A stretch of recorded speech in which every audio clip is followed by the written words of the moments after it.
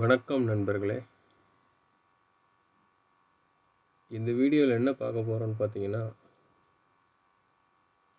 இது வரைக்கும் நிறையா உங்களுக்கு பெட்ரோல் வெர்சஸ் எலக்ட்ரிக் என்ன டிஃப்ரென்ஸ், எவ்வளோ சேவிங்ஸ், இது மாதிரி நிறைய யூடியூப் சேனலில் வீடியோ பார்த்துருப்பீங்க. இது ஒரு டிஃப்ரெண்ட்டான வீடியோ. இது ரியல் டைம் டேட்டா யூஸ் பண்ணி உங்களுக்கு ஒரு கம்பேரிசன் நான் காமிக்கிறேன். என்னோட எலக்ட்ரிக் வெஹிக்கிள் நான் 2019 டிசம்பரில் வாங்கினேன். அப்போ இருந்து இப்போ வரைக்கும் எவ்வளோ கிலோமீட்டர் ஓடி இருக்கு, ஒவ்வொரு தடவை ரீசார்ஜ் பண்ணும்போது எவ்வளோ கிலோமீட்டர் அந்த பேட்ரி மைலேஜ் கொடுத்தது, அதை வச்சு ஒரு கம்பேரிசன் வீடியோ ஒரு எக்ஸல் ஷீட்டில் கம்ப்ளீட்டாக உங்களுக்கு எக்ஸ்பிளைன் பண்ணுறேன். ஸ்கிப் பண்ணாமல் ஃபுல்லாக வீடியோவை பார்த்தீங்கன்னா தான் உங்களுக்கு புரியும். வாங்க டாபிக் உள்ள போகலாம்.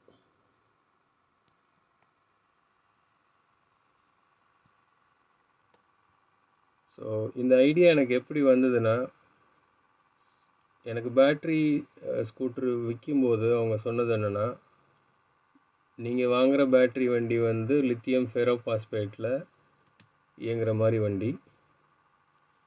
லித்தியம் அயனை விட இதோட சார்ஜிங் சைக்கிள் அதிகம், கிட்டத்தட்ட 3000 சார்ஜிங் சைக்கிள் உங்களுக்கு வரும் அப்படின்னு சொல்லியிருந்தாங்க. நான் வண்டி வாங்கின டேட் பார்த்தீங்கன்னா 2 டிசம்பர் 2019. ஃபஸ்ட்டு ஒரு 10 நாள் நான் எந்த டேட்டாவும் நான் கலெக்ட் பண்ணல. ஒரு 2-3 தடவை நான் சார்ஜ் போட்டுட்டேன். ஸோ அதுக்கப்புறம் எனக்கு என்ன தோணுச்சுன்னா, இவ்வளோ சைக்கிள் சொல்கிறாங்களே, உண்மையிலேயே இவ்வளோ சைக்கிள் சார்ஜிங் நமக்கு வருதா அப்படின்றத ட்ராக் பண்ணும் அப்படின்றதுக்காக நான் ஒரு எக்ஸல் ஷீட்டில் இதை ஃபில் பண்ண ஆரம்பித்தேன். ஸோ ஃபஸ்ட்டு அந்த மாதிரி டேட்டா எடுத்த டேட் பார்த்தீங்கன்னா 15th டிசம்பர் 2019. ஸோ அதுக்கு முன்னாடி ஒரு 3 தடவை சார்ஜ் போட்டிருப்பேன் நான்.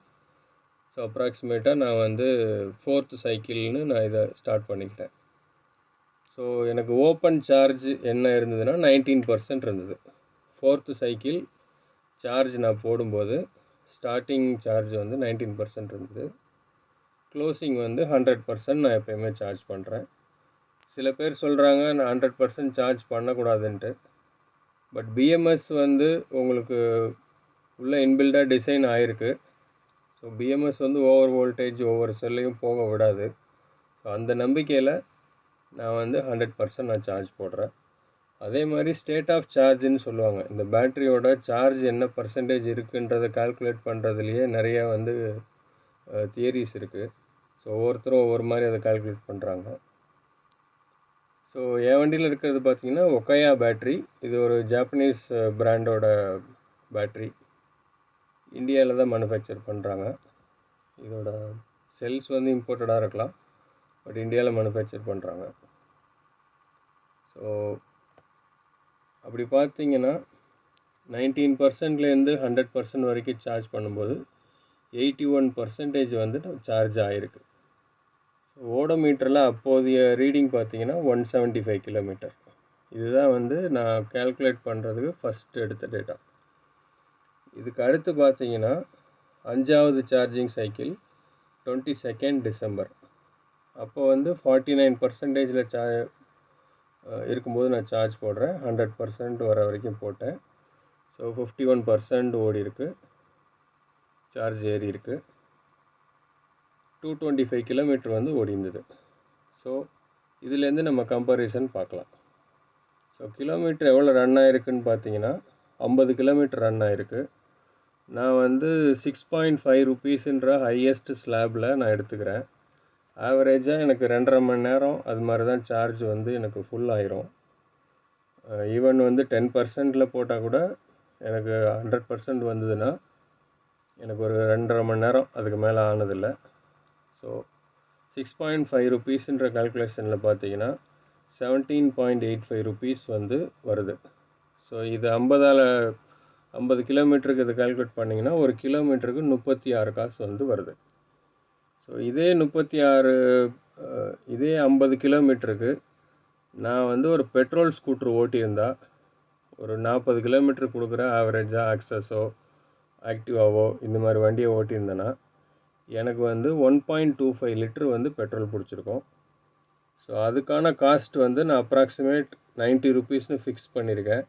ஈவன் தோ இப்போது பெட்ரோலோட ரேட்டு 100 ரூபாயை தாண்டி போச்சு. திரும்ப கவர்மெண்ட் ஒரு 3 ரூபா கம்மி பண்ணியிருக்காங்க. 99 ரூபா இல்லை 99 ரூபா 50 காசு அந்த ரேஞ்சில் இப்போ இருக்குது. ஸோ ஈவன் தோ நான் கால்குலேஷனுக்கு எடுத்தது பார்த்தீங்கன்னா 90 ருபீஸ் தான். So cost of running in petrol அப்படின்னு பார்த்தீங்கன்னா இதே 50 கிலோமீட்டருக்கு 112 ரூபா எனக்கு ஆயிருக்கும். ஸோ இதோட டிஃப்ரென்ஸ் பார்த்தீங்கன்னா இங்கே 17 ரூபா 85 காசு சார்ஜிங்க்கு, அதே இங்கே பார்த்தீங்கன்னா 112 ரூபா 50 காசு. ஸோ டிஃப்ரென்ஸ் இந்த ஒரு ஃபுல் சைக்கிள் சார்ஜில் 50 கிலோமீட்டர் சார்ஜில் பார்த்தீங்கன்னா 94 ரூபா 65 காசு வந்து எனக்கு சேவிங்ஸ் ஒரு 50 கிலோமீட்டர் ஓட்டினதுக்கு. கிட்டத்தட்ட ஒரு கிலோமீட்டருக்கு 2 ரூபா அது மாதிரி நமக்கு சேவிங்ஸ். ஸோ குமுலேட்டிவ் சேவிங்ஸ்ன்றதை தனியாக ஒரு காலமில் போட்டிருக்கேன். இதுக்கடுத்து சேவிங்ஸ் பர் கிலோமீட்டர் டிவைட் பண்ணிங்கன்னா உங்களுக்கு 1.89 ருபீஸ் வந்து சேவிங்ஸ். ஸோ இந்த எக்ஸல் ஷீட்டில் இந்த மாதிரி ஃபுல்லாக டேட்டா இருக்குது. இது நான் கூகுள் டிரைவில் அப்லோட் பண்ணி உங்களுக்கு லிங்க்கும் கொடுக்குறேன். இதுக்கு அடுத்து இதில் பார்க்க வேண்டிய விஷயம் என்னன்னு பார்த்தீங்கன்னா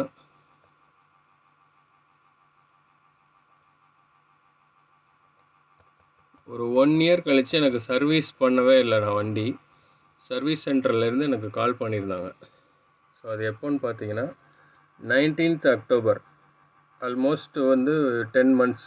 டிசம்பரில் வண்டி வாங்கியிருந்தேன். 10 மந்த்ஸ் கழித்து தான் வந்து சார் இன்னும் உங்களுக்கு சர்வீஸ் பண்ணவே இல்லை வண்டி, நாங்கள் ஆள் அனுப்புகிறோன்னு சொல்லி வீட்டுக்கே அனுப்புனாங்க. அப்போ என்னாச்சுன்னு பார்த்தீங்கன்னா அந்த வந்த டெக்னீஷியன் வந்து ஃபுல்லாக எல்லாமே கழட்டி பார்த்தாரு. நான் அவர்கிட்ட வந்து இந்த மாதிரி ஆவரேஜாக எனக்கு வந்து ஒரு 45லேருந்து 50 கிலோமீட்டருக்குள்ளே தாங்க வந்து ரேஞ்ச் வருது ஒவ்வொரு சார்ஜுக்கும் அப்படின்னு நான் சொன்னேன். ஸோ அதுக்கப்புறம் அவர் என்ன பண்ணார்னா அவர் போய் ரெக்கமெண்ட் பண்ணார்.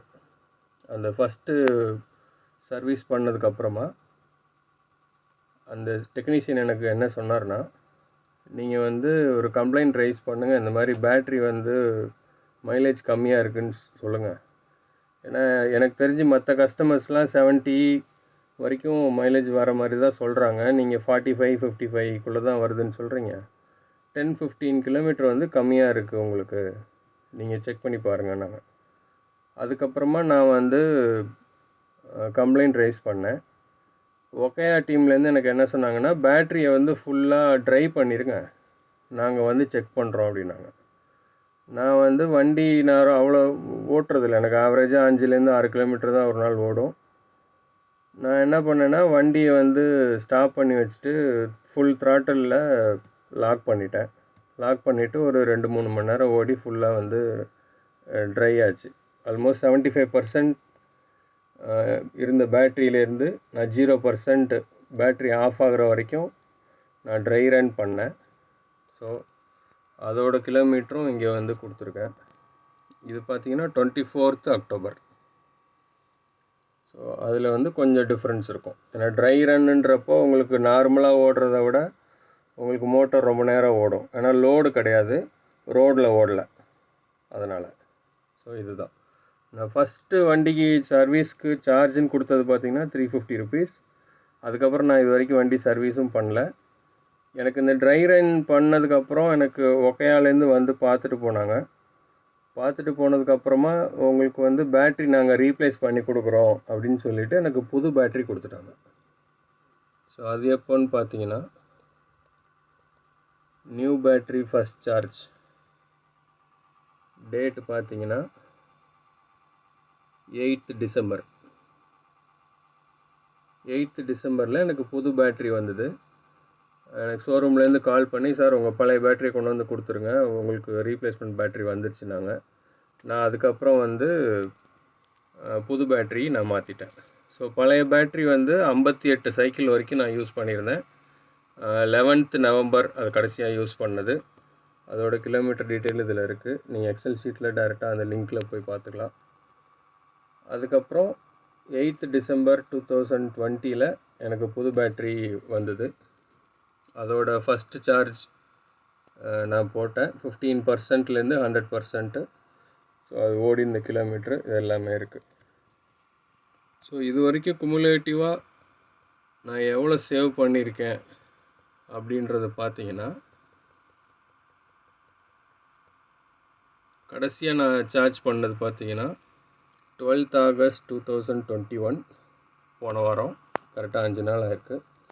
32% இருக்கும்போது 100% சார்ஜ் போட்டேன். கொஞ்சம் லாங் போக வேண்டியிருந்தனால ஃபுல்லாக ட்ரை ஆகிறதுக்கு முன்னாடியே நான் சார்ஜ் போட்டேன். வண்டி 4287 கிலோமீட்டர் ஓடி இருக்குது இது வரைக்கும். 48 கிலோமீட்டர் கொடுத்துருக்கு முன்னாடி சார்ஜுக்கும் இந்த சார்ஜுக்கும். ஸோ அதே 90 rupees கால்குலேஷன் பார்த்தீங்கன்னா உங்களுக்கு அந்த குமுலேட்டிவ் சேவிங்ஸ் அதில் பார்த்தீங்கன்னா 7198 rupees நான் இது வரைக்கும் சேவ் பண்ணியிருக்கேன். ஜஸ்ட் ஒரு 4287 கிலோமீட்டர் ஓட்டினதுக்கு. ஸோ எனக்கு கிலோமீட்டர் ஓடுறது ரொம்ப கம்மி தான். ப்ளஸ் லாக்டவுன் வேறு வந்துருச்சு. நார்மல் டைம்லேயே பார்த்தீங்கன்னா 5 கிலோமீட்டர் மட்டும்தான் எனக்கு ஸ்கூட்டரில் ஓட்டுவேன். மீதி எல்லாமே எனக்கு கார் டிரைவிங் தான் ஜாஸ்தி இருக்கும். அப்படி ரொம்ப கம்மியாக ஓட்டி ப்ளஸ் பெட்ரோலோட ப்ரைஸ் 90 rupeesனு வச்சு என்னோடய சேவிங்ஸ் பார்த்தீங்கன்னா 7198 rupees. ஒரு 2 year, இன்னும் 2 year கூட ஆகலை, இன்னும் ஒரு 3 4 5 மாதம் இருக்குது. கிட்டத்தட்ட 1.5 வருஷம். 1.5 வருஷத்தில் என்னோடய சேவிங்ஸ் பார்த்தீங்கன்னா 7198 rupees. இதுவே நான் ஒரு பெட்ரோல் வண்டி ஓட்டியிருந்தேன்னா எனக்கு ரொம்ப அதிகமாக செலவாயிருக்கும். மெயின்டெனன்ஸே எனக்கு நிறையா இருக்கும். ஏன்னா நான் அக்சஸ் 125 வச்சுருந்தேன். ஒவ்வொரு தடவை சர்வீஸ் விடும்போதும் கிட்டத்தட்ட 450 ரூபாலேருந்து 800 ரூபா 900 ரூபா கூட நான் பில் பே பண்ணியிருக்கேன். பட் இந்த எலக்ட்ரிக் ஸ்கூட்டரில் எனக்கு இந்த மாதிரி எந்த சர்வீஸ் ரெக்குயர்மெண்ட்டும் வந்தது கிடையாது. சர்வீஸுன்ற மெயின்டெனன்ஸுன்ற பெரிய வேலை எதுவுமே நான் இது வரைக்கும் பண்ணல. ஸோ வண்டிக்கு நான் மெயின்டெனன்ஸுன்னு பெருசாக பண்ணது பார்த்தீங்கன்னா, வண்டி வாங்கின உடனே 3Mல போயிட்டு ஃபுல்லாக ஸ்டிக்கரிங் பண்ணிட்டேன். ஏன்னா இது கொஞ்சம் சுமாரான பிளாஸ்டிக்கில் தான் பண்ணியிருப்பாங்க. அதனால் பெயிண்ட்டை வந்து ப்ரொடெக்ட் பண்ணணும், அந்த கலரை வந்து ப்ரொடெக்ட் பண்ணணுன்றதுக்காக நான் பண்ணியிருந்தேன். இந்த வண்டியோட இமேஜஸில் நான் ஃபோட்டோவில் ஆட் பண்ணுறேன், அது பாருங்கள். என்னோடய சஜஷன் என்னென்னா, மக்கள் எல்லாருமே எலக்ட்ரிக் வெஹிக்கிள்ஸை நோக்கி தங்கள் கவனத்தை திருப்பணும். அதை நோக்கி எல்லாருமே வந்து புதுசாக வண்டி வாங்குறவங்க எலக்ட்ரிக் வண்டி வாங்குறதுக்கு முன் வரணும்.